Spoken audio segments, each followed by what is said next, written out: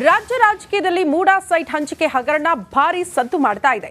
ಈ ವಿಚಾರವಾಗಿ ಪಾದಯಾತ್ರೆ ಮಾಡೋದಕ್ಕೆ ದೋಸ್ತಿ ನಿರ್ಧಾರ ಮಾಡಿದ್ರೆ ಇತ್ತ ಸಿಎಂ ಆಪ್ತ ಹೊಸ ಬಾಂಬ್ ಒಂದನ್ನ ಸಿಡಿಸಿದ್ದಾರೆ. ಈ ಕುರಿತ ಒಂದು ವರದಿ ಇಲ್ಲಿದೆ ನೋಡಿ.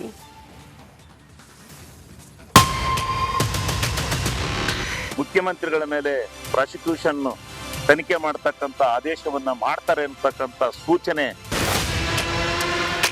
ರಾಜ್ಯಪಾಲರಿಗೆ ಮತ್ತು ಕೇಂದ್ರ ಸರ್ಕಾರ ಬಿಜೆಪಿ ಸರ್ಕಾರಕ್ಕೆ ನೀವೇನಾದ್ರೂ ಈ ರೀತಿ ಅನ್ಯ ಮಾರ್ಗಕ್ಕೆ ಇಳಿದ್ರೆ ಕರ್ನಾಟಕ ರಾಜ್ಯದಲ್ಲಿ ರಕ್ತ ಕ್ರಾಂತಿ ಆಗುತ್ತೆ ರಾಜ್ಯಾದ್ಯಂತ ಭುಗಿಲೆದ್ದಿರುವ ಮೂಡ ಹಗರಣ ಸಂಬಂಧ ಭಾರಿ ಸೌಂಡ್ ಮಾಡ್ತಿರೋದು ಗೊತ್ತೇ ಇದೆ. ಈ ವಿಚಾರವಾಗಿ ಇದೀಗ ಸಿಎಂ ಸಿದ್ದರಾಮಯ್ಯ ಆಪ್ತ ಶಿವಲಿಂಗೇಗೌಡರು ಬಾಂಬ್ ಸಿಡಿಸಿದ್ದಾರೆ. ಪ್ರಾಸಿಕ್ಯೂಷನ್ ತನಿಖೆಗೆ ನೀಡುವ ಮಾಹಿತಿ ಇದೆ. ಸಿದ್ದು ಸರ್ಕಾರ ಅಲುಗಾಡಿಸಿದ್ರೆ ರಕ್ತ ಕ್ರಾಂತಿಯಾಗುತ್ತೆ. ಸಿಎಂ ಸಿದ್ದರಾಮಯ್ಯ ವಿರುದ್ಧ ಪ್ರಾಸಿಕ್ಯೂಷನ್ಗೆ ನೋಟಿಸ್ ಕೊಡ್ತಾರಂತೆ. ನೋಟಿಸ್ ಕೊಡುವ ಗುಮಾನಿ ನಿಜವೂ ಆಗಬಹುದು. ಹೀಗೆ ಏನಾದರೂ ಮಾಡಿದ್ರೆ ರಾಜ್ಯ ರಾಜಕೀಯದಲ್ಲಿ ರಕ್ತ ಕ್ರಾಂತಿಯಾಗುತ್ತೆ ಅಂತ ಕಾಂಗ್ರೆಸ್ ಶಾಸಕ ಶಿವಲಿಂಗೇಗೌಡ ಬಾಂಬ್ ಸಿಡಿಸಿದ್ದಾರೆ. ರಾಜ್ಯಪಾಲರ ಮುಖಾಂತರ ಮುಖ್ಯಮಂತ್ರಿಗಳ ಮೇಲೆ ಪ್ರಾಸಿಕ್ಯೂಷನ್ ತನಿಖೆ ಮಾಡತಕ್ಕಂತ ಆದೇಶವನ್ನ ಮಾಡ್ತಾರೆ ಅಂತಕ್ಕಂತ ಸೂಚನೆ ಕೆಲವು ಮಾಧ್ಯಮಗಳ ಮುಖಾಂತರ ಮತ್ತೆ ದಟ್ಟವಾಗಿ ವರದಿ ಹಬ್ಬಿತ್ತು. ಅದಕ್ಕೋಸ್ಕರ ನಾವು ಈಗಲೇ ಮುನ್ನೆಚ್ಚರಿಕೆ ಕೊಡ್ತಕ್ಕಂತ ರಾಜ್ಯಪಾಲರಿಗೆ ಮತ್ತು ಕೇಂದ್ರ ಸರ್ಕಾರ ಬಿಜೆಪಿ ಸರ್ಕಾರಕ್ಕೆ ಇಡಿಯನ್ನು ಉಪಯೋಗಿಸಿಕೊಂಡು ನೀವೇನಾದ್ರೂ ಈ ರೀತಿ ಅನ್ಯ ಮಾರ್ಗಕ್ಕೆ ಇಳಿದ್ರೆ ಕರ್ನಾಟಕ ರಾಜ್ಯದಲ್ಲಿ ರಕ್ತ ಕ್ರಾಂತಿ ಆಗತ್ತೆ ಅಂತಕ್ಕಂಥ ಎಚ್ಚರಿಕೆಯನ್ನು ಅವರಿಗೆ ಕೊಡ್ತಾರೆ. 3 ಬಾರಿ ಹಿಂಬಾಗಿಲಿನಿಂದ ಅಧಿಕಾರ ಪಡೆದಿದ್ದಾರೆ. ಕರ್ನಾಟಕದ ಜನ ಬೆಂಬಲ ನೀಡದಿದ್ರು ವ್ಯವಸ್ಥಿತ ಸಂಚಿನಿಂದ ಸರ್ಕಾರ ಉಳಿಸಲು ಮುಂದಾದ್ರೆ ಉಗ್ರ ಹೋರಾಟ ನಡೆಸಲಾಗುತ್ತೆ ಅಂತ ಆಕ್ರೋಶಗೊಂಡಿದ್ದಾರೆ. ಇದೇ ರೀತಿ ಬಿಜೆಪಿಯವರು 3 ಸಾರಿ ಹಿಂಬಾಗಿಲಿನಿಂದ ಅಧಿಕಾರ 2 ಸಾರಿ ಪಡೆದಿದ್ದಾರೆ. 2 ಸಾರಿ ಅಧಿಕಾರನ ಹಿಂಬಾಗಿಲಿನಿಂದ, ಮೊದಲು ಆಗಿದ್ದು ಹಿಂಬಾಗಿಲಿನಿಂದ, 2ನೇ ಸಾರಿ ಆಗಿದ್ದು ಹಿಂಬಾಗಿಲಿನಿಂದ. ಯಾವತ್ತೂ ಇವರಿಗೆ ಕರ್ನಾಟಕ ರಾಜ್ಯದ ಜನ ಪೂರ್ಣ ಪ್ರಮಾಣದ ಅಧಿಕಾರ ಕೊಟ್ಟೇ ಇಲ್ಲ.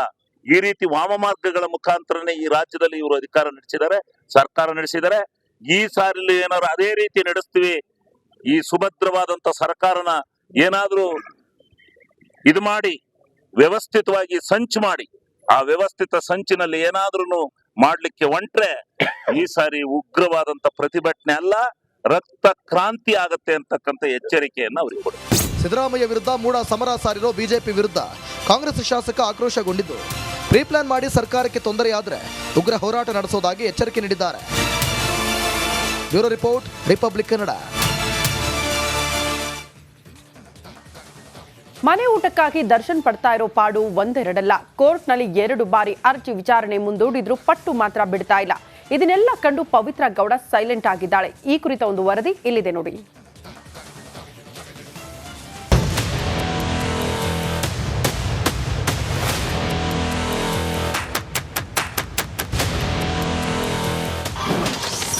ಮನೆಯೂಟ ಚಿಂತೆ ಬಿಟ್ಟಿರೋ ಲಿಪ್ಸ್ಟಿಕ್ ರಾಣಿ. ಸಹವಾಸವೇ ಬೇಡವೆಂದು ತೆಪ್ಪಗಾಗಿರೋ ಪವಿತ್ರ.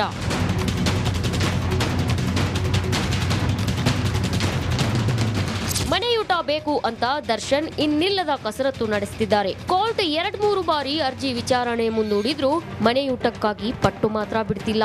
ಇದನ್ನೆಲ್ಲ ಕಂಡ ಲಿಪ್ಸ್ಟಿಕ್ ರಾಣಿ ಪವಿತ್ರ ಗೌಡ ಸೈಲೆಂಟ್ ಆಗಿದ್ದಾರಂತೆ.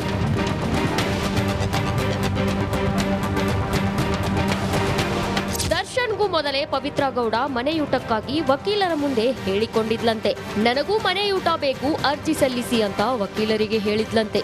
ಆದ್ರೆ ಕೋರ್ಟ್ನಲ್ಲಿ ದರ್ಶನ್ಗೆ ಹಿನ್ನಡೆ ಆಗ್ತಿರೋದನ್ನ ಕಂಡು ತೆಪ್ಪಗಾಗಿದ್ದಾಳಂತೆ.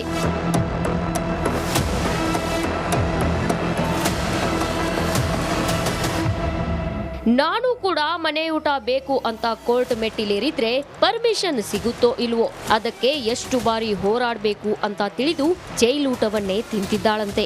ಒಲ್ಲದ ಮನಸ್ಸಿನಲ್ಲಿ ಜೈಲೂಟ ತಿಂತಿರೋ ಪವಿತ್ರ ಗೌಡ ಕೂಡ ಮನೆಯೂಟಕ್ಕಾಗಿ ಪರಿತಪಿಸ್ತಾ ಇದ್ದಾರೆ. Bureau report, republic Kannada. 1.5 ತಿಂಗಳಿನಿಂದ ಪರಪ್ಪನ ಅಗ್ರಹಾರದಲ್ಲಿ ಲಾಕ್ ಆಗಿರೋ ದರ್ಶನ್ ಅಂಡ್ ಗ್ಯಾಂಗ್ಗೆ ನ್ಯಾಯಾಂಗ ಬಂಧನ ಅವಧಿ ಮುಕ್ತಾಯಗೊಂಡಿದೆ. ಇಂದು 17 ಆರೋಪಿಗಳನ್ನು ಪೊಲೀಸರು ನ್ಯಾಯಾಧೀಶರ ಮುಂದೆ ಹಾಜರುಪಡಿಸಲಿದ್ದಾರೆ. ಈ ಕುರಿತ ಒಂದು ರಿಪೋರ್ಟ್ ಇಲ್ಲಿದೆ.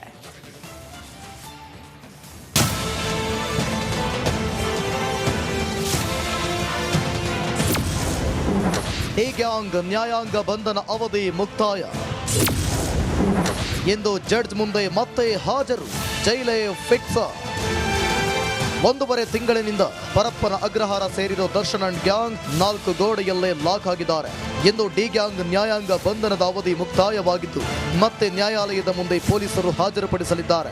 ವಿಡಿಯೋ ಕಾನ್ಫರೆನ್ಸ್ ಮೂಲಕ ನ್ಯಾಯಾಧೀಶರ ಎದುರು ಆರೋಪಿಗಳನ್ನ ಹಾಜರುಪಡಿಸಲಾಗುತ್ತೆ. ಪರಪ್ಪನ ಅಗ್ರಹಾರದಿಂದ 14 ಮಂದಿ ಹಾಗೂ ತುಮಕೂರು ಜೈಲಿನಿಂದ 3 ಆರೋಪಿಗಳನ್ನ ನ್ಯಾಯಾಧೀಶರ ಎದುರು ಹಾಜರುಪಡಿಸಲಾಗುತ್ತೆ. ಈ ವೇಳೆ ನ್ಯಾಯಾಂಗ ಬಂಧನ ಮುಂದುವರೆಸಲು ಪೊಲೀಸರು ರಿಮಾಂಡ್ ಅರ್ಜಿ ಸಲ್ಲಿಸುವ ಸಾಧ್ಯತೆ ಇದೆ.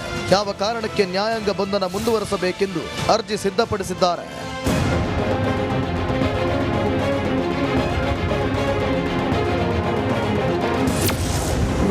ಕೊಲೆ ಅಪರಾಧ ಎಂದು ಗೊತ್ತಿದ್ದು ಕೃತ್ಯ ಎಸಗಿದ್ದಾರೆ. ಕೊಲೆ ಬಳಿಕ ಉದ್ದೇಶಪೂರ್ವಕವಾಗಿ ಸಾಕ್ಷ್ಯ ನಾಶ ಮಾಡಿದ್ದಾರೆ.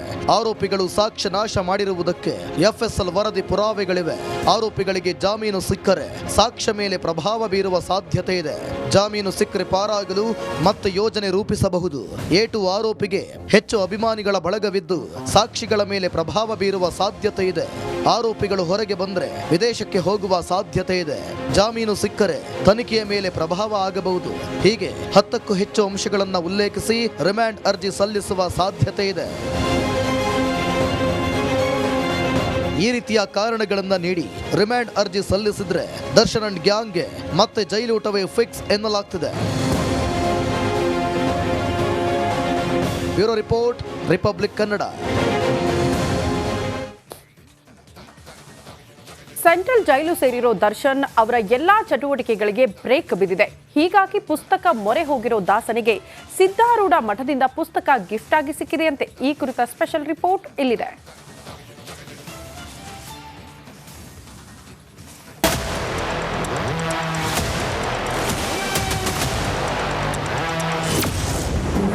ಜೈಲಲ್ಲಿರೋ ದರ್ಶನ್ಗೆ ಪುಸ್ತಕ ಗಿಫ್ಟ್. ಸಿದ್ಧಾರೂಢ ಮಠದಿಂದ ಬಂತು ಪುಸ್ತಕ. ಸೆಂಟ್ರಲ್ ಜೈಲಿನಲ್ಲಿ ಮೂಲೆ ಸೇರಿರೋ ದರ್ಶನ್ಗೆ ಹೊರ ಜಗತ್ತಿನ ಸಂಪರ್ಕವೇ ಕಂಪ್ಲೀಟ್ ಬಂದಾಗಿದೆ. ಯಾರೂ ಸಿಗದೆ ಮಾತು ಆಡದೆ ಸೈಲೆಂಟ್ ಆಗಿರೋ ದರ್ಶನ್ ಪುಸ್ತಕಗಳ ಮೊರೆ ಹೋಗಿದ್ದಾರೆ ಎನ್ನಲಾಗಿದೆ. ಹೀಗೆ ಪುಸ್ತಕ ಓದುವ ಹವ್ಯಾಸ ಮಾಡಿಕೊಂಡಿರೋ ದರ್ಶನ್ಗೆ ಹುಬ್ಬಳ್ಳಿಯ ಮಠವೊಂದರಿಂದ ಪುಸ್ತಕವೊಂದು ಗಿಫ್ಟ್ ಬಂದಿದೆ. ದರ್ಶನ್ಗೆ ಹುಬ್ಬಳ್ಳಿಯ ಸಿದ್ಧಾರೂಢ ಮಠದಿಂದ ಪುಸ್ತಕ ರವಾನೆಯಾಗಿದೆ. ಪರಪ್ಪನ ಕಾರಾಗೃಹದಲ್ಲಿರೋ ದಾಸನಿಗೆ ಸಿದ್ಧಾರೂಢ ಮಠದ ಧರ್ಮದರ್ಶಿಗಳು ಸದ್ಗುರು ಸಿದ್ಧಾರೂಢರ ಚರಿತ್ರೆ ಪುಸ್ತಕ ಪೋಸ್ಟ್ ಮಾಡಿದ್ದಾರೆ. ಕಾಟೇರನ ಮನ ಪರಿವರ್ತನೆಗಾಗಿ ಪುಸ್ತಕ ಕಳುಹಿಸಿಕೊಟ್ಟಿದ್ದಾರೆ. ಮಠದ ಧರ್ಮದರ್ಶಿಗಳಾದ ಡಾಕ್ಟರ್ ಗೋವಿಂದ ಮಣ್ಣೂರ್ ಅವರು ಪುಸ್ತಕ ಪೋಸ್ಟ್ ಮಾಡಿದ್ದಾರೆ. ಓದಲಿಕ್ಕೆ ಪುಸ್ತಕದ ಕೊರತೆ ಇತ್ತು ಅಲ್ಲಿ ಅಂತ ಪತ್ರಿಕೆಗಳಲ್ಲಿ ನೋಡಿದೆ. ಮಾನಸಿಕವಾಗಿ ಸ್ವಲ್ಪ ಕುಗ್ಗಿದ್ರು, ಯೋಗ ಗೀಗ ಮಾಡ್ತಾ ಇದ್ರು. ಅವ್ರಿಗೆ ಒಂದು ಸ್ವಲ್ಪ ಧೈರ್ಯ ಬರಲಿ, ಹೆಚ್ಚು ಆಧ್ಯಾತ್ಮಿಕವಾಗಿ ಬಲಗೊಳ್ಳುತ್ತಾರೆ ಮತ್ತು ಅದರಲ್ಲಿ ಅನೇಕ